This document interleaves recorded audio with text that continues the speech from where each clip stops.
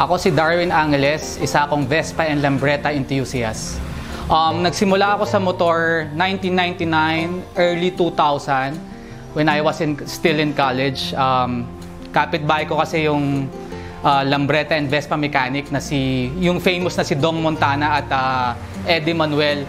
So, pag dumadaan ako sa street na yon, lagi ko nakikita yung mga Vespa at Lambretta. Kaya nung college ako, nag-ipon ako to buy my first Lambretta. Kaya, ayun, naging tuloy-tuloy na, naging addiction na yung pagiging Vespa and Lambretta collector ko. Kaya halos mga dumami na yung Lambretta ko tsaka Vespa. So ngayon,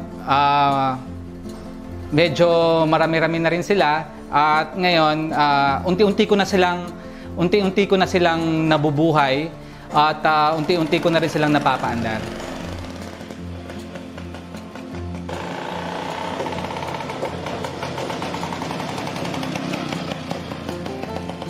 Galing yung mga collection ko, 80% dito sa Pilipinas.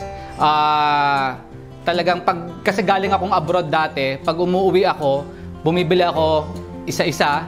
Ngayon, naipon ko na sila. Tapos, pag yung mga model na wala talaga sa Pilipinas, meron akong kaibigan na napapadalahan niya ako ng mga rare na Lambretta at Vespa. Yun ang mga nabibili ko sa abroad.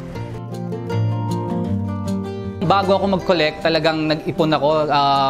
I've been working sa abroad for 15 years. So, pag uwi ko rito, ako na nagtuloy ng negosyo ng pamilya, which is vegetable supplying. So I've been supplying for 3 years now na ako na yung mahawak ng business namin.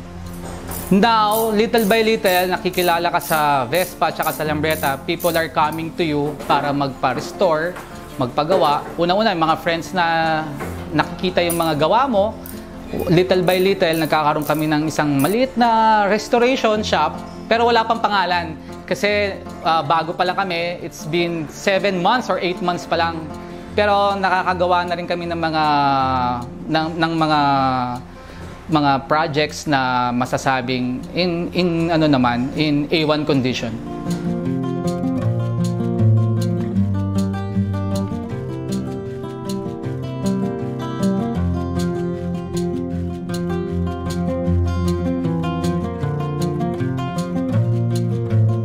Yung mga favorite ko ngayon na collection ko is yung mga GS, yung mga top of the line ng Vespa. Kagaya nito, etong GS 150, one of the rarest of the Vespa model and considered the one of the sexiest model in the world.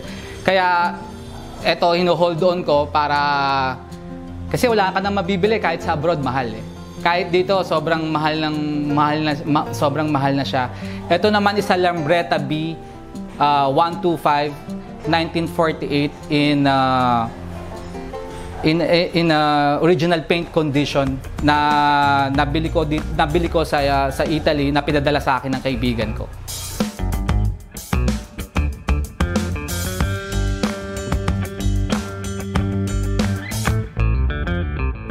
Sa mga gusto at nahihilig ngayon sa Vespa na luma, sa Lambretta na luma, kung gusto nyo ng tulong or kung gusto nyo magkaroon, just PM me.